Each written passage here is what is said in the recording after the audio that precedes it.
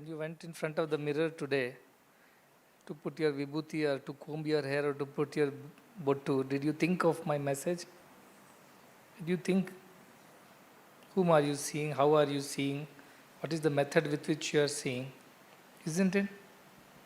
Clean mirror, steady mirror, and focus on where you are putting the vibhuti or bottu or combing your hair or whatever.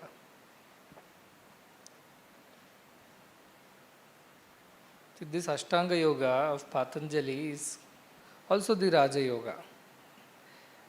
The yoga where Vivekananda taught to many of his brother disciples, and he told them also to follow, were these. But it does not mean that this cannot be done along with Bhakti Yoga or Karma Yoga or Jnana Yoga. It is not like this. Everything can be done parallelly too. But unless we have some list, like he has list of 9 things, only then Purnavatar. If one is also missing, you are Apurna Avatar.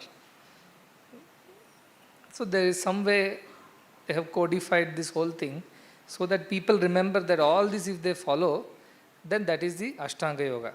8 steps are there, and in each step there is a description of why, how you have to do that. This is simply for the sake of helping us remember, keep it in our memory, all that which needs to be done. When you do that, then there is a possibility of attaining that which you are aiming for. So there is a list, that is the method of the yogis.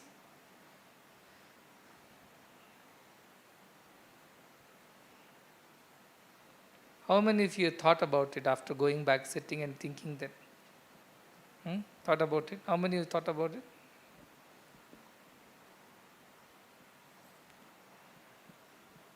How many thought? This many thought. How many spoke about it to each other or to anybody else? And how many did something about it? Really went back and thought, okay, let me practice all these things and let me take time to do some breath control. Let me take time to sit down and do some focus. How many thought about? How many actually did that? 1, 2, 3. Biggest number was how many? Heard. Second lesser number was how many thought? Even lesser number was how many said or spoke about it. And least number is how many did something about it. See, that is the plight of spirituality today. Many hear, a few think, fewer speak, and rarely people do. That is the problem with spirituality. Of course, thinking is the first process, first step. But it is of no use if you think about chapati. You keep thinking, but it doesn't go inside, it does not satisfy the hunger. So thinking should immediately lead to speaking, not speaking to others about it, even speaking within. Or speaking within your family, within your group, within your friends, that we heard this, we discuss, let us discuss this, let us understand this. That is the second step. Third is, let us do something about it. Let us try something with it. So I think yesterday I told that first you do yama niyama and then we will deal with the rest, and everybody said, oh, then we are a long way away. Let us not even try. That is not the attitude. Not trying is not the attitude. Yama niyama, while you are performing, you will be able to steady your mind much more for longer periods of time. You will be able to experience this peace, this focus for longer periods of time. But there is no harm even if you experience it for shorter periods of time. Is there any harm? There is no harm. So even for shorter period of time, when you get an opportunity to sit down, think and do anything about it, do. Because yama niyama is a lifelong process. It's not just for 1 day or 2 days. Lifelong you have to follow these disciplines, internal and external, in order to purify the mind, in order to stabilize the mind, and in order to remain focused on that idea, that thought of God. So that will take its own time. But it does not mean that you don't practice that at all. Yama niyama is a lifelong. It should become a sahaja for you. It should become a natural way of living. Satya, ahimsa, aste. These should become natural ways of living. You should not put an effort to speak truth. Whatever you speak should be truth only. Ahimsa, you should not put an effort to be non-violent. Your nature should be non-violent. Aste, there is no effort to not steal.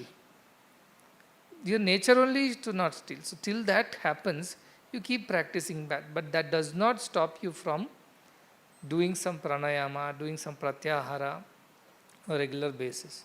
Did anybody practice and benefit from this pratyahara? Because some people have actually practiced this. Did you benefit? Were you able to control the vagaries of the mind for at least short time? At least for that moment, for a few moments, did you make it more peaceful, more balanced? You felt like that? That you got a taste of what it is. Taste of keeping the mind under your control, you say. So today I am going to speak to you about 4 pillars of this Vedanta. You learned yesterday about yoga. We have talked about Bhakti Yoga. We have talked about Karma Yoga. We talked about Jnana Yoga. We talked about Raja Yoga also. In the last few talks, we have covered almost everything. Isn't it? When we talked about Bhakti from Bhagavad Gita, what we talked about? We talked about do everything for God's sake. That is Karma Yoga too. But when you do it for your sake, then it is karma. Becomes yoga when you do it for selflessly. Selflessly for anybody's sake. But the higher idea is do it for God's sake. Because God is in everyone. With that idea, whomsoever you do, whatever you do, ashnasi, juhoshi, karoshi, dadasi, everything you do it for God's sake. So that becomes karma yoga by itself. So dharma bhakti. And because of that, what happens? Your mind finally gets merged with God. And that is jnana. Your mind is the only wall, only curtain between you and your true self. That is the only Maya. As he said, the Maya is between Rama and Lakshmana. So that Maya is there. But it does not hurt if once in a while such turns come and Maya is at least out for some time, out of our way, if not for all the time. At least for some time. It does help. So some practice to get rid of that little illusion once in a while also is good enough to begin with. So don't get discouraged that I said you should practice first these things and you're directly aiming for that. It's not necessary, but you should put efforts in all the things. But if you want to have those longer periods of focus, longer periods of peace and that experience of the bliss, then you have to put more efforts on your yama niyama. That is the foundation. Otherwise, once in a while, it's like jumping and touching the fruit or jumping and touching the roof. But you're not able to stay at the roof. Stay there. You're coming down immediately, isn't it? But nevertheless, there is an effort. You want to children play. They want to touch the branch of the tree. But that's all it is. You're not going and sitting on the branch. You're only touching and coming back. So, but at least that gives you an idea what it takes to go up. So it's no harm that you should practice. You should practice in some way. At the same time, every time your mind goes out of focus and your senses run hither, thither, then you have to tell my yama niyama is little lacking. My pranayama, pratyahara is little lacking. Somewhere, therefore, mind is running this way, that way. My focus is shifting. My focus is not clear. So I wanted to tell that because I don't want to discourage people from saying that, oh, this is an unachievable task to let it. I also said, this is definitely achievable. This is what is to be achieved, in fact. Everything else should lead to this achievement only. Nothing else should matter other than this. That was the whole idea. So today, Adi Shankara Jayanthi says, we have to have these 4 things to attain the divinity. Viveka, Vairagya, Shat Sampat, Mumuksatva.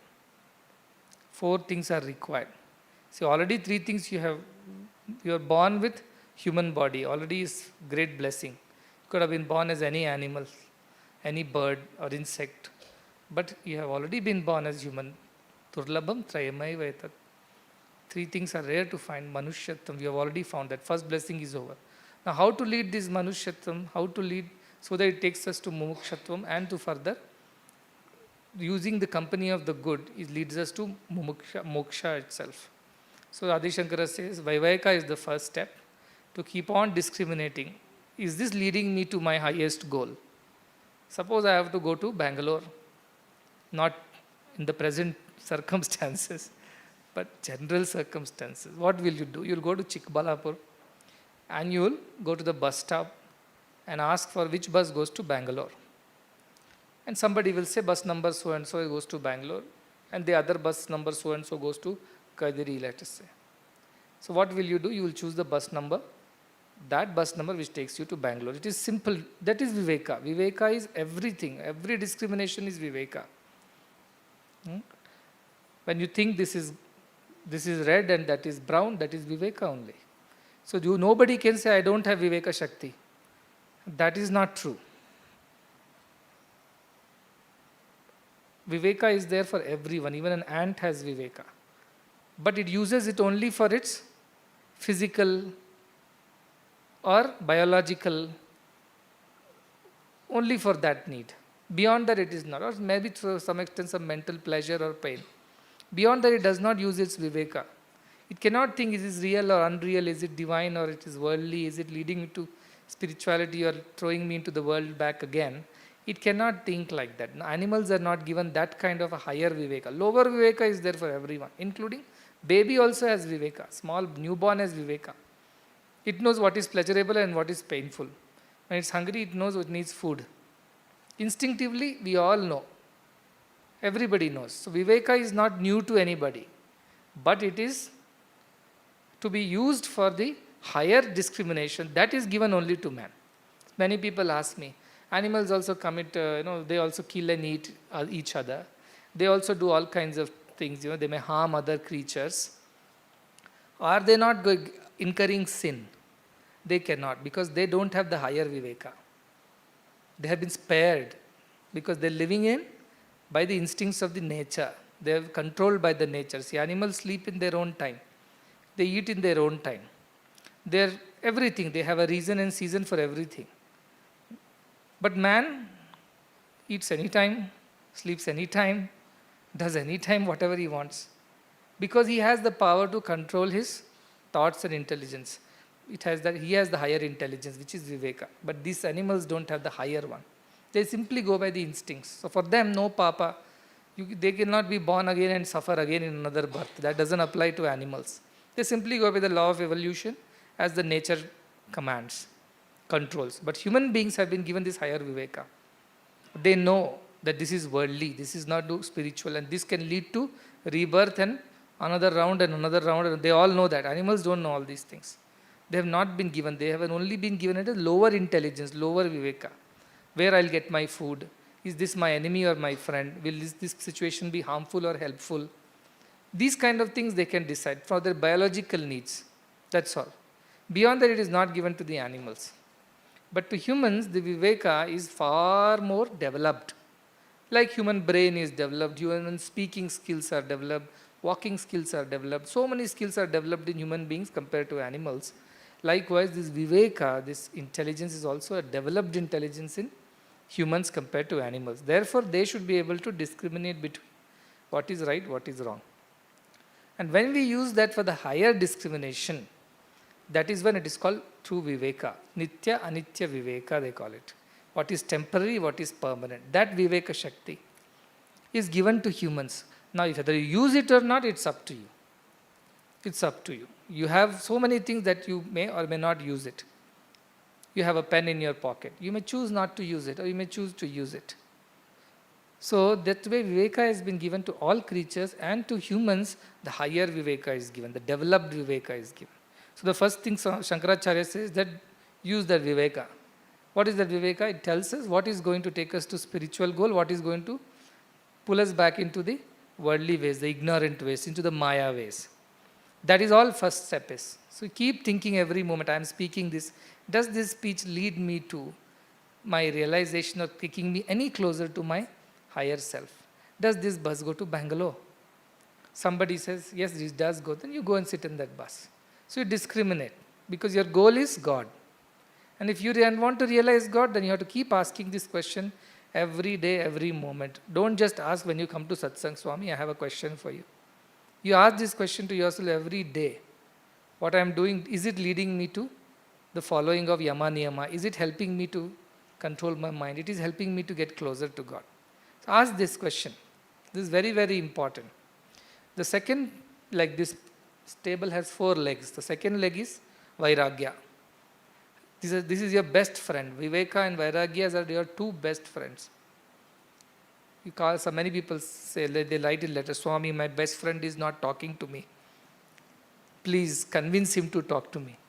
Some are children are there, they make friends in their own classes and my best friend is not talking to me. Then I think, who is the best friend? Viveka and Vairagya are the best friends. They should always talk to you. If they don't talk to you, then you are in trouble. If other best friends don't talk to you, it might be beneficial for you in a way. It will cut down some of your ego, some attachments, some expectations. But if Viveka and Vairagya, your 2 best friends, don't talk to you, you are in trouble. So Vairagya is the other friend. Vairagya, what it does, it helps us to get rid of that which Viveka tells us. Viveka says, this is not good. Immediately our friend Vairagya goes, picks it up and throws it out of the window. So that is the friend. Vairagya is the other friend. These 2 friends should be on your right and left side all the time. So when you are moving around, imagine yourself to have these 2 friends. Suppose you are going to some place. You don't know something. Whom will you ask? You will call up your friend. If you have a friend by your side, you will ask, isn't it? Shall we go there? Shall we not go there? Like that, immediately turn to your right and ask Viveka. Oh, Viveka, what do you suggest? What do you advise? Should I say this or not say this? Should I do this or not do this? Should I go there or not go there? And Viveka immediately will tell you. He's a very good friend. He will tell you immediately, no, don't do that or do this. The moment Viveka says, use Vairagya's help. Vairagya, what will do? It will get rid of the thing that need not be there. It will help you not get attached to things which Viveka does not advise. It takes care of that. You have a doctor and a nurse. Doctor diagnoses. Oh, this man is having some particular problem. He needs a tablet or an injection. What does nurse do? Immediately gets an injection and gives it to you. Administers the medicine. Immediately nurse follows the doctor's advice. By itself, nurse does not do anything. Can any nurse do anything on her own? She is not qualified. She is not entitled. She is not allowed to do, authorized to do. She will do only if the doctor asks to do. So doctor is the Viveka. He says, diagnoses and tells, this is the problem, this is the solution. And what does Vairagya do? Like a good nurse, good assistant to Viveka. Immediately goes and does it. But you are the decision maker. Suppose doctor says, no, you have this problem, you need this medicine, get it from the nurse. She will give you an injection. You say, no, I don't want, and walk away. What can nurse do? She's not going to run behind you with an injection. She'll say, patient ran away, what can I do? So doctor will ask, what happened to the patient? Nurse comes and says, he ran away. I couldn't give the medicine. Then doctor says, oh, then how can he be cured? He has to suffer with stomach pain. That's exactly what is our situation. When the Viveka tells, this is what is the problem, this should be done and not done, immediately Vairagya should follow and finish the work. But if we in between come, that's why I said Viveka is on one side, Vairagya is on the, you are in between. If you don't allow the Viveka's command to be followed by Vairagya, no use. Viveka's advice is all waste. So think like that, that these 2 are on your either sides. And one without the other is no use. Viveka tells you, Vairagya does not do, no use. Or Vairagya does something without Viveka, that is also no use. Some people understand Vairagya in totally a different way. No, they don't understand. Many people think, give up this world, give up the worldly things. Means first thing they do is resign from the job, divorce your wife, abandon your children. That is not the Vairagya. That is Vairagya without any Viveka. With Viveka, what will tell? No. Learn to accept everything as God's plan for your evolution. Now understand how you can deal with them in a detached way. They belong to you. You must look after them. In a greater drama of God, He has given this role to you as a husband, father, or a son. So you use Viveka, then you can deal with it correctly. But many people, what they do, they think it's their Viveka that they're telling them to run away. And they run away. Not that they find peace elsewhere. They don't find peace. because they're not developed enough to handle that aloofness, aloneness, solitude. They cannot handle. So they will end up in wrong company somewhere else. So for that, Viveka and Vairagya have to go together. These are the two legs of the table. But can the table stand with two legs? No. So they need a third leg also. Third leg is Shat Sampat, they say. Shat Sampat, six Sampattis. What are the? Stocks, bonds, building, bank account, car, gold. These are not Sampats. These are temporary, so they cannot be in spiritual context. Spiritual properties are these six. Shama. Shama is mind being in control. Mind is not going to demand things from you and command you to do what it wants, but you will listen to the mind. That is Shama. I always give this example. If you have a dog, should you take the dog for a walk or should dog take you for a walk? You should take the dog for a walk because you have to train the dog not to pull you and push you and do as it pleases to do. You are on a horse. Should you ride the horse or should the horse take you wherever it wants? You are a car. You have a driver. Should driver drive according to your command or you should go wherever driver wants to take you? So mind is only to that extent. So mind should listen to you. That is Shama. That will help you to keep the mind in its place and command the mind correctly. If you get that, you are wealthy, they say. You have a wealth, spiritual wealth. First wealth is Shama. Right? Dhamma. Dhamma means because mind is under control, your senses will naturally be under control. What happens? Some nice food is made in the hostel. Stomach is telling, I can't take any more. But tongue is telling, no, take one more. One more helping, one more spoon. Rarely does this pulao appear on my plate. After a long, long time, this has come by the grace of the cooks, kitchen in charge. So, stomach is saying, don't take more than this. It will be a trouble for you and later trouble for everybody in your room, in your vicinity. Don't. But the tongue, one more. Then whatever you feel it till here. And then suffer with a stomach pain whole night. That is what happens to us. We don't want to do it because your mind is telling that this is enough, but your tongue is not listening. Tongue wants to taste some more, one after the other and the other. Same applies to all the organs, not just for these eyes, ears, nose, everything is like that. I shouldn't listen to this gossip, this is scandalous talks. But somehow, the more I try not to listen to it, the more I listen to only that and everything else I don't listen to. I don't want to see that and my eye keeps going that way only. I don't want to do this, but my mind keeps going there. So this sense control, in the sense, physically you should be able to keep them in check. That is Dhamma. These two are most important. Shama means mind should be listening to what you say. And Dhamma, your senses should be listening to the mind in turn. Isn't it? They cannot do as they please. So that two are the Shama, Dhamma, and then comes to Uparati, withdrawal. Some kind of a Uparati means not too interested in anything, not getting attached to anything. A sense of detachment from everything. Oh, you have got 99% marks, you are the topper of the class. Well, good, that's God's grace. He has blessed me with that. You know what? Today you have failed in the class. After your good effort, you say, okay, I will try next time better. I will work hard and take it up next time. Udasina. Like that Uparati. Udasina gatavyataha, they said in the Bhakti Yoga.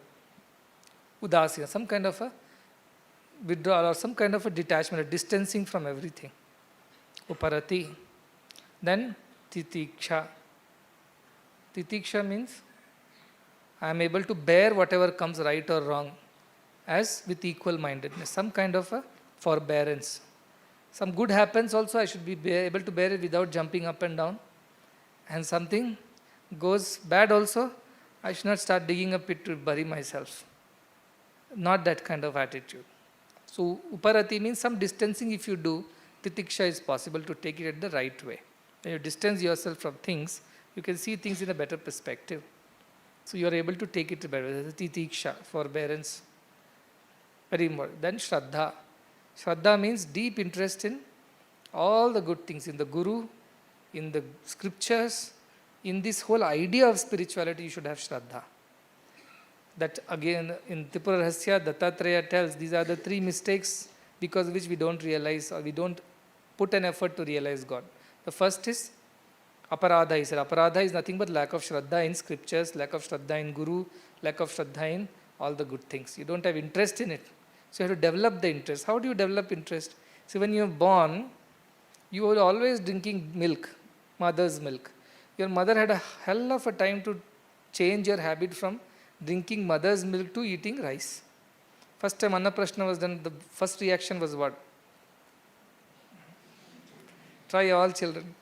Annaprashna you do, put anything on their tongue, they'll spit it out. But what happened? Over a period of mother's persistence, this is good for you, this is good, Shreyo, this is good, this is Shreyo, this is not Preyo, but it is Shreyo. She keeps on convincing you. Till a date that one day if she doesn't cook rice at home, you know what's going to happen. So upset with your own mother. How did you not cook? Don't you know I love rice? Don't you know I cannot eat my food without rice? The mother should wonder, the same baby was spitting rice and now it's crying when rice is not being given. So that Shraddha also in good things doesn't come just like that. Purva Janma Sukruta should be there, good company should be there, and your own efforts to develop that Shraddha. Many people say, I don't get interest in these spiritual things, but I get very good interest in listening to unwanted things or seeing unwanted things. Great interest. That is not interest, that is instinct. That is instinct. Ahara nidra bhayamaitunam cha. Pashutvam it is. That instinct pulls you there. That is not interest. Interest has to be developed in everything. Instincts are already coming as with the birth. But interest have to be developed. So you develop some interest in music. You listen to a lot of music, slowly you develop interest. Then you listen to Western music, develop more interest in Western than Indian. In Western music, you may develop more interest in a certain musician and his music alone. Because of continuous listening, the Shraddha comes when you listen to good things all the time and spend your time in the company of good people. Then Shraddha will slowly start developing in you. Don't think that if you don't get interest right now in scriptures or good thing, it cannot be developed. It can be developed. It can be developed. So Shraddha has to be developed with lot of good reading, Swadhyaya you do, Satsanga you do. Slowly Shraddha will come. Initially you have to force yourself. Like the mother's force feeds the child rice. And finally a child left with no choice eats rice because anyway mother is not giving milk. It's hungry. So what it will do, it will take rice and eat. But after some time it develops a taste for that rice. Likewise, we develop taste for good things. That becomes Shraddha. After Shraddha, Samadhana. In all situations. Sama means, again, equal-mindedness. In all situations is equal-mindedness.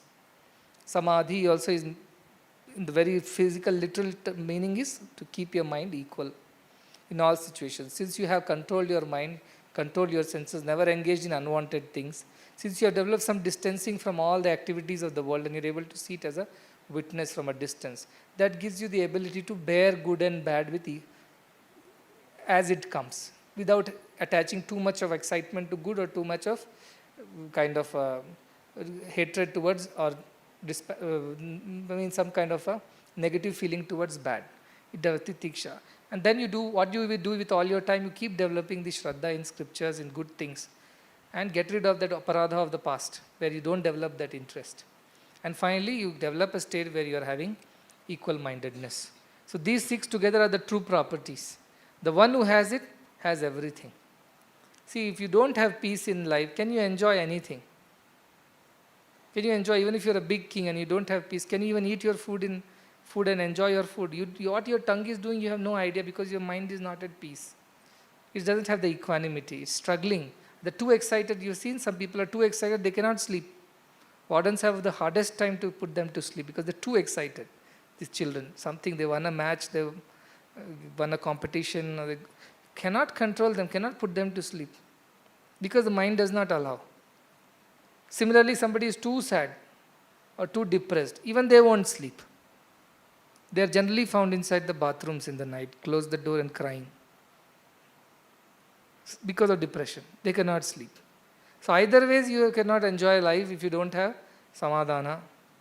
So samadhana comes, that is a great, great, great wealth, they say, because that will help you enjoy everything else.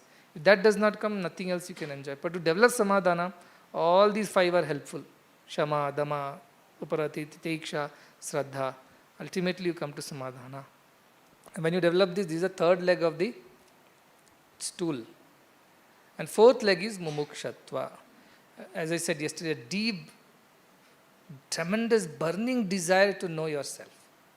Like a man who has been burnt in fire, runs for a balm to soothe his pain and cannot think of anything. That time you give him beautiful shoe or clothes, he's not going to be interested in anything. His hand is burning, he's suffering. You give him the best of the food at that time, he's not going to pay attention to it. He was running to find a solution to his burnt hand. That kind of a feeling, tapana, should be there for God.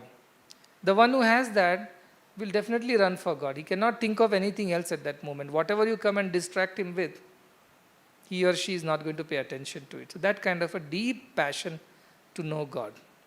Somebody came to Sri Ramakrishna and asked, can I see God the way you see?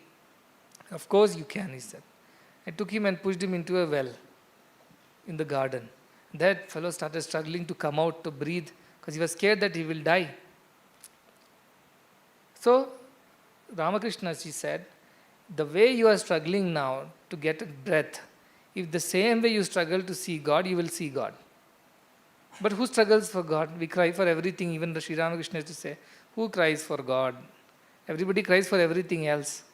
They cry for money, they cry for name, they cry for a success, they cry for family, children. But who cries for God like this? So if you don't cry for God, how? Sri Ramakrishna himself practiced all kinds of yogas and all paths, left side, right side, everything. At the end of it, he realized that none of this is helping him to meet the divine. These are all those moments when you hit the roof, jump and touch and come back. You cannot stay up. These were the moments he experienced. Those nirvikalpas and sometimes savikalpas and things like that. But he was not able to feel the fulfillment of all the practices. So ultimately what he did, he went to this mother, pulled that, she holds a weapon, like a sickle, like a knife. He pulled that out from her hand, put it on his neck and said, if you don't show me yourself now, this is it. I am going to cut my head and offer it to you and be done with this life, which is of no use because I don't see you. At that moment the mother appeared. Not that she appeared physically, in his mind's eye. She appeared and told, don't do this, I am here with you. I am pleased with what you do. It doesn't mean that you'll all borrow knives and threaten me like this from tomorrow. Come for satsang, give me darshan, talk to me else. Many children do that. They cut their finger, write with blood. All this is not true bhakti. I mean, that passion to know God should be very sincere from within. And how will God come? Mother did not come physically. The statue did not move from its place. She appeared to him in the mind's eye. He will tell, even in Dakshineshwar, he will sit and say, Ma has come. And everybody will look where? Because they cannot see. But he say, Ma has come. And he'll run to meet Ma. I'll sit on the steps and chat with Ma for hours and hours. And nobody can see what he's doing. They'll think he's gone mad. But he knew what he's doing. He was clear. He said, I experience God as I experience you. So, you don't have to expect me to appear in your hostels and your rooms. You have to think Swami is with me, with that bhakti, in some way or the other. He will be there with you. You know that. See, that he's saying, Vasudevananda, I told him, you ask me for everything, think I am your companion. You're eating food, Swami, let's come, let's go have food. You are going to satsang, Swami, let's come, let's go and have satsang. For everything you talk to me, I told him this secret, isn't it? What happens? Even if he has not physically or experienced me the way Ramakrishna is saying, but his heart knows that Swami is around. That is the first step. Pretend. And if I did not know that he's praying and praying to give a speech and also sing a song, so I told him, you don't sing a song, you only give the speech. Because I know, because he's talking to me all the time. Like his own, in his room, he thinks there are two people staying, not one. One is him, another is me. That's how his firm conviction it is. It is not some fanciful effort. It is firm conviction that Swami told that he will be with me, and if I talk to him, he will respond some way or the other. That is his innocent, deep conviction. So his experience is according to that. As you are convinced, that is how your experience is. So he is experiencing that. Isn't it, Vasudevan? But all these years he has been giving lot of saptaham, but never had this kind of a conviction. He will tell everybody, God is everywhere, Swami is with us. But did he himself have that kind of conviction which you have today, tell me? Therefore, you did not have that kind of experience before. Today you have the conviction, that is why you have the experience. So that conviction that God is with me, and it all the time involving God with us, every moment, that is through bhakti also that jnana will come. So Mumuksatva is what? You tell God only. So you help me do all these things. You told me that you will give me the highest, but my hands are shivering and shaking. My hands are tiny, puny. They cannot take the gift that you have come to give. I know you are waiting for me to grow and evolve through Ashtanga Vidya or through all the other spiritual practices, Bhakti Yoga, Karma Yoga. You are waiting for me to grow. My palms should grow big enough and strong enough to hold the precious gift that you have come to give. Nevertheless, till then be by my side. Help me in every moment do what I am doing. Please help me. This kind of a conviction also, if we develop, you will experience the presence of God every moment, help of God every moment. So this will keep our minds focused on our sadhana. We won't forget things. He said, by the time prasadam appears in the hand, all the spoken and is forgotten. Now, that cannot be the way. You have to take this message back and do mananam, go back to the home or wherever, and think about at least 10 minutes, you think about all that Swami spoke today. Can I control my mind? Can I keep my senses under my control? Can I distance myself from things? That's why I said pratyahara, do a little bit of distancing from things. Can I do some meditation today? Even if 10 minutes, can I sit down in a corner? At least observe my breath to begin with. Can I sit down and think of how my thoughts are running here and there? Observe my thoughts. Start the practice somewhere there. In one day, nobody has become a pandita. Everybody needs some effort, but my whole idea is that efforts are required. Well, as I said, like the mythological Vidyanagari, where everybody is a jnani, I would like to see whole place, this at least to begin with. The one who is preaching all these things, if somebody comes here and says, your own people are not following, your own place is full of avidya, what am I going to tell them then? Somebody comes to Ramarajya and says, your Ramarajya is not at all like Ramarajya, so how can you be Rama? So that is how it will be. So if we put practice and put efforts, then it's possible that we start experiencing some of these, at least for short moments we'll experience that peace, that bliss, that oneness. It may not stay for too long because it all depends on all the basic practices. But the longer you keep doing it, slowly its intensity, its time will increase till it becomes sahaja for you to any moment decide to be that way. That will come naturally with the passage of time. So do that. Effort is very, very important, and I want everybody to take this effort very seriously. And this will come with effort. Little effort you put, grace will come. Many people can complain to Guru. Guru, you are being very gracious to that person. You are not being gracious to me. That is wrong. The extent of grace that you enjoy is only to the extent of efforts that you put. Grace is equal to all. But if you put more effort, suppose you finished the previous assignment, then I am ready to give you the next assignment, isn't it? Suppose you come and say, I have not finished the previous homework. What will teacher say? First finish that. Then come, then let us talk about next. So all these things have to be developed with effort. Without effort, nothing will come. Without effort, you can't even get your food. If you sit in your place and hope that food will come to you, it's not going to happen. You have to get up, go to the dining hall, pick up a plate, put what you like to eat, and then sit down in a place, put in your mouth, chew, swallow, digest. It is a process. Just sitting, if you imagine that my stomach should get filled on its own, it will never happen. Likewise, this effort is required. So I want to see numbers increase. From those who have heard, that many only should have thought about it. More should have been spoken about it to each other and to more. And finally, everybody who has heard or thought or spoke must have done something about it. It cannot reduce. Numbers should not reduce like this. In fact, I ever expect that if you have heard, you would go back, and there are so many more who cannot come every day.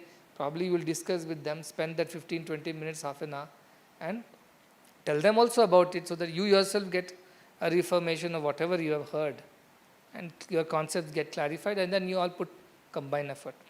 As a family, put an effort if you can.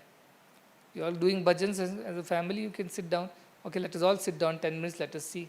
And one simple exercise I will give. Observe your thoughts during that moment when you are trying to, let's begin there. Slow down your breathing and observe your thoughts during that period when you are trying to keep your mind steady, that where all it goes. And then note it down in your notebook, in your spiritual notebook. Maintain a small spiritual diary for your own sake. Note it down. Today when I sat down for meditation, first thing came is the idli in the morning. The second thing came is my toothpaste is over. Third thing came is that Swami had told this. Fourth thing, that bhajan. Fifth thing, you see the series of things your mind is thinking. Just observe. Don't do any effort to control the mind. Many times these children are running and mothers are getting worried, then they try to control it. Just leave them. After some running, they will settle down on their own. Leave them. That's what I tell them. Kada? I'm not telling that the more you force the mind, the more it will do tantrums, throw tantrums at you. So just observe the mind, note down those 8, 10. Do this exercise and come tomorrow. Sit down for those 10 minutes and observe where all your mind goes. It means your mind is engaged in how many things right now. So how do I engage it, how I disengage it from all these things is the next effort. Suppose every day the first thing in your mind that comes is the food and food and food alone. I can't think of anything other than what I ate for breakfast or what I would like to eat for lunch and what I hated for the dinner. It means so much your mind is stuck in that Annamaya Kosha. Your consciousness is stuck in the Annamaya Kosha. It's not able to move up from there because topmost 70% of your thoughts are occupied by food. Then something else. So like this, you keep observing your mind. That is the first step. You should know where the problem is, right? Diagnosis you should do for yourself. Self-diagnosis, self-audit. So sit down and diagnose yourself. Where my mind is most interested. Over 1 week, you will come to know the pattern, how your mind moves. So those who are Tindipothus, you will know that 70% of your thoughts were related to some food item or the other. Those who are very intellectual, they remember 50-60% of their mind was always thinking about some intellectual thought or a debate or an argument or a book that they read. Those who are bhajan people, as I said, because they involved so much, probably 70-80% will think of the bhajan that they sang right, wrong, or about the practice. Maybe some 25-30% of the mind will think about what Swami has been saying. But 70-80% of the mind will do all these things. Keep observing and make your mind aware that you are thinking of all these things. Finally, what you should tell, mind, you are thinking too much about these things. These are just natural things that should come by and by as a part of life. You try to think more about spiritual things. Can you slowly start thinking that you are born out of divine, you live in the divine, and you will merge in the divine? Can you think a little more than Aham Brahmasmi? Let us speak about it. Have a conversation with your own mind. That is what the next step of meditation would be. First step is observation. Do it for a week or 10 days. Just write it down, whatever you're seeing. You'll come to know where your mind is. So you can diagnose and you can do something about it. The Viveka will tell you, see, your mind is doing all kinds of things. Vairagya will help you get rid of those things which are not necessary. Next step, what you have to do is that have a discussion, have a conversation with the mind. Mind, listen, I've been observing you for last 1 week. This is what I've found out about you. Let's have a frank talk, an honest talk about how we want to improve ourselves. So let us think of these things more and these things less and these things not at all. Let us do that. Again, 1 more week you write down how your mind responded to this. First 2-3 days it will not respond properly, but slowly it will get used to it. Then another week you keep putting the same effort and say, mind, let us now take one thought, dharana. Let us think of one thought only. Let us see how long can you stay on this one thought. One boy is there, he was talk too much. So they have a competition. Who keeps quiet longer? Whoever keeps quiet longer will get a prize. Parents love this competition, isn't it? They call their children and say, how long will you be quiet? You will get a prize for that.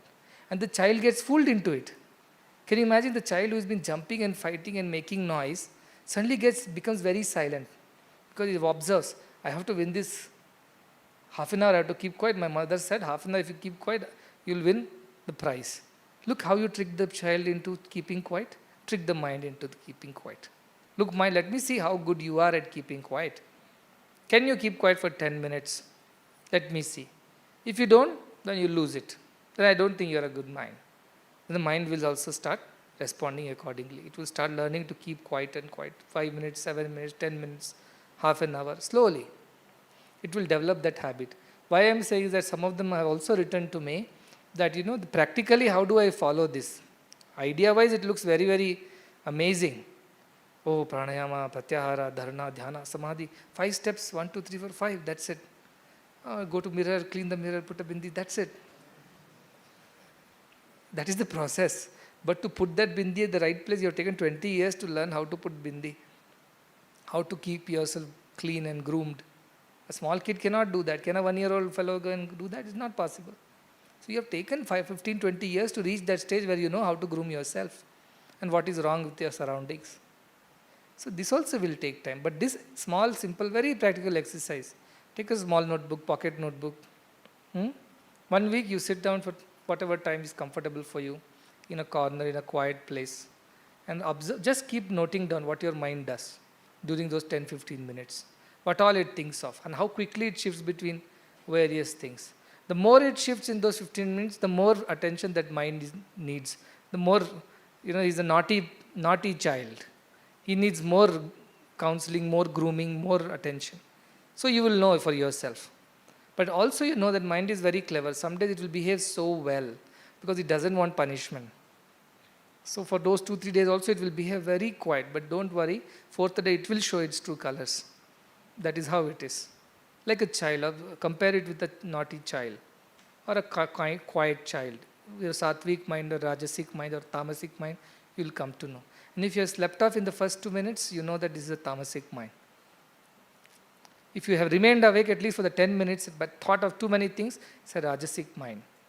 If you remain for 10 minutes, thought only one thing or 2 things at the best, you are a sattvic mind. Then you know how to deal with your mind accordingly. But in 1 day you will not know. 1 week you should observe at least to know the true color. 1 day you go to some relative's house, everybody is nice to you. They serve you nice hot coffee, tea, pakoda, samosa, or they give you good food. Stay for 1 week, they'll be waiting for you to leave. All the love will vanish, all the affection will diminish. In fact, hatred will begin. Likewise, your mind, but at least 1 week you observe minimum. Sages observe it for years. You observe for at least a week. Note down what it does. Next week, next exercise is to talk to mind and say you're thinking too many things. Can you start thinking, reducing those things, and can you think of a few good things? Even if it's music, let us think of good things in music. Think of some musician who has reached God because of this music. Think something like that. Take a line, one line, meditate on that line, contemplate on that line. What does the line convey? Anything. After that, you slowly come to a thought that mind, let us not think of anything. Let us just stay. Let's see who stays quiet longer.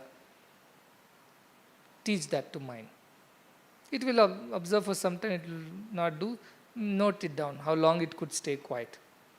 Then another, like this week after it. Another week finally you teach the mind, think of this one, Aham Brahmasmi. Or think of, I am divine. Let us focus on that thought. So like this you train the mind over a period of time. A lot of these lockdown challenges are there. So take a mind challenge for this lockdown. 1 month mind challenge. What will you do 1 month? Divide it in 4 weeks. What will you do 4 weeks? First week, just observe the mind. Second week, have a discussion with the mind. That let us think of one thing, not too many things. Third week, try to quieten the mind. Keep quiet for those 10 minutes. Let us not think of anything. Any thought comes, throw it out of the window. Good thought, bad thought, throw it out of the window. Fourth week, think of this principle, that you are divine.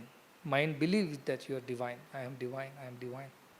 Your mind will really, really start minding whatever you are saying. It will listen. It's a training. Like you train a child, train anybody, train yourself in music. But keep it consistent. 3 days you do, 4th day you get this is not for me. Then you are back to zero. Again you have to begin from the same thing. Will you do this effort? Or you put this effort and tell others also to put this effort. And as I said, there is no particular time, place and situation. Whichever time is comfortable, preferably in one place, one time is good. It will remain consistent. But even otherwise, you're busy with something, wherever you find that little quiet time, go to a corner and sit down. Should we not spend that much time on our own spiritual growth? We are spending time for everybody's growth. Annapurna is distributing food to all the people who are hungry. Trust is sending away whatever it needs to do for everybody. We are all busy doing everything for everybody. Should we not spend that 10-15 minutes for ourselves? We clean our body. We spend those 10-15 minutes.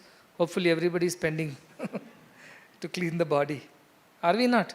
15 minutes we spend to clean our place where we stay or reside. Should we not spend 15 minutes to clean our mind every day? That is what is important. And that effort has to come from your side. My telling you all this is not going to clean your mind. It's only my telling you is how to clean the mind, that's all. So if you listen to a satsang, you will only know how to clean the mind, how to eat food. But eating food is not happen. So don't go into that impression that I attended satsang, my mind is clean for the day. No, not necessary. Attending the satsang is you are learning only how to keep your mind clean. These are methods. To apply these methods, you have to go back to your rooms and do. That is in your hand. So all this will find success only if you are putting the effort back home, back in your room. Okay? So this you please keep in mind and don't take it lightly. He told yesterday, so you have to take very seriously. If I give you all these thick books and tell you read for yourself and find out about how you control the mind, how many of you are going to do that? First of all, they are all written in Sanskrit. Half the people will faint the moment they read 2 stanzas of Sanskrit. I made it in your language. It is in English. Then I made it so simple and practical. So you start with this. Yama niyama you have to do. That is a lifelong exercise. It's not for today. Lifelong you have to follow these principles of good conduct within and without. That is given. Apart from that, about the mind control, I am telling these other things which if you practice slowly, in that also I am making it practical, saying don't straightway try to attain samadhi. That may not happen and you will get frustrated and you will say this is all not for me. But that is not true. One day somebody comes for music practice, doesn't get to sing properly, music is not for me. That's a wrong attitude. It is for you, provided you put that effort consistently. So that is what I am saying. So how do I do pranayama, pratyahara? This is what I am doing, exactly what I did, asking you to do in 4 weeks. You think tomorrow you tell me what I have told, how is it related to the Ashtanga Yoga? Keep yama niyama aside. Now all these 4 weeks I have practically told you how to do asana, pranayama, pratyahara, dharana. In these 4 weeks. That is what I have taught you. Asana, sit down in one quiet place. Don't do anything with the mind. Just observe the mind. Isn't it? Next day, pranayama, try to control the mind. Tell the mind, don't think of too many things. Let us think a few things. Slow down your breath. First week, I am not even telling slow down your breath. Just sit and observe the mind. Asana only. If you can sit down in one place. Second week, pranayama. Observe the mind at the same time. Control your breath. Control the mind. Talk to the mind. Think of good things. Then pratyahara. Discard everything. Think of one thought. It could be any thought that is dear to mind. If you sit with the child wants to talk about a cartoon or talk about some game. Okay, talk about it. But have only one conversation, not 10 conversations. Third week. Pratyahara. Dharana. Fourth week, only one thought. I will choose the thought. Mind, you will not choose this time. 1 week you have chosen the thought and we had a discussion. Now I will choose the thought. The thought is that we are divine. And let us sit on this thought, dharana. Let us bear this thought, hold this thought for some time in our head, discarding everything else. Then comes dhyana. The thought becomes you. You become the thought. And after that, there is no thought at all left. So these 4 steps, 4 weeks. While yama niyama goes on every day, every week, every year of your life. These other things should go. And if you fail by chance, don't give up. That's all I mean. Don't give up. If you give up, there is one. Uttishta jagrita prapya varanni bodhet. Kathopanishads, clarion call. Yama tells, what is the quality of that person who wants to reach me? Uttishta, Get up, don't keep sitting and in the means spiritually sitting and not doing anything. Jagrita, be awake, alert, and prapya varan nibodheta. Till you have attained it, don't give up. That's all I am saying in English. So these 4 weeks you practice, and let us see after this 30-day challenge, how do you come out of it? Whether you have conquered it or it has conquered you again, like it has conquered you for so many births. Are you again the slave to that, or this time at least you have mastered it? Let us see. Okay? I'm not going to ask you what you have thought, what you have not thought. That is between you and yourselves, your mind. But keep noting down. Something good will come out of it. Practically it will come out of it. You keep doing. If you do that, then I will speak about more things. Otherwise, what is the point in me going on saying things which is not going to be used at all? Premamrita barsao Baba, Premamrita barsao Baba, Premamrita barsao Baba, Premamrita barsao Baba, daya karo Bhagavan, daya karo Bhagavan, kripa karo Bhagavan, kripa karo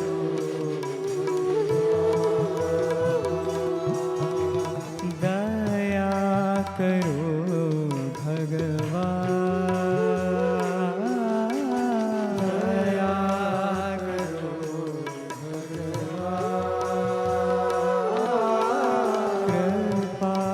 karo Bhagavan.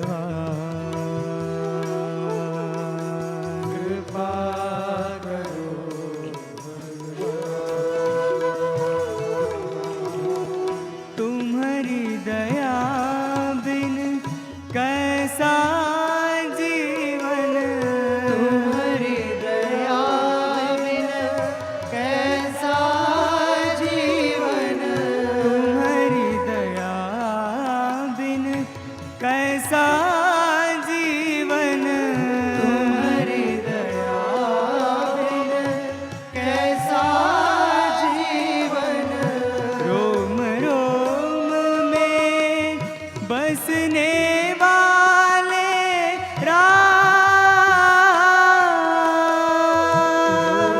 रोम में बसने वाले राम, रोम रोम में बसने वाले राम, रोम रोम में बसने वाले राम, जनन मरण से पार उतारो, जनन मरण से पार उतारो, जनन मरण से पार उतारो, जनन मरण से पार उतारो, दया करो भगवान,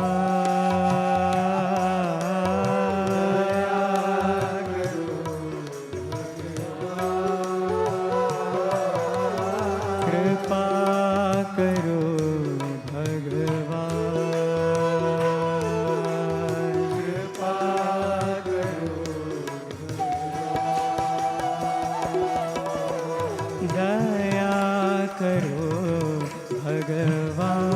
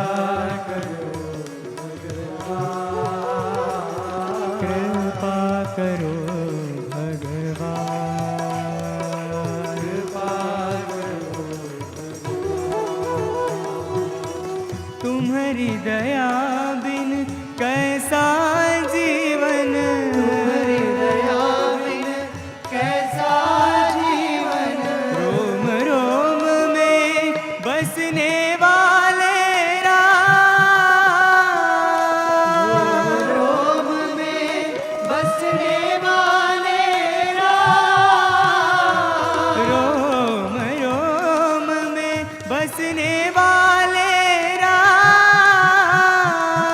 रोम रोम में बसने वाले राम, जनन मरण से पार उतारो, जनन मरण से पार उतारो, दया करो भगवान, दया करो भगवान, कृपा करो भगवान, कृपा करो भगवान, दया करो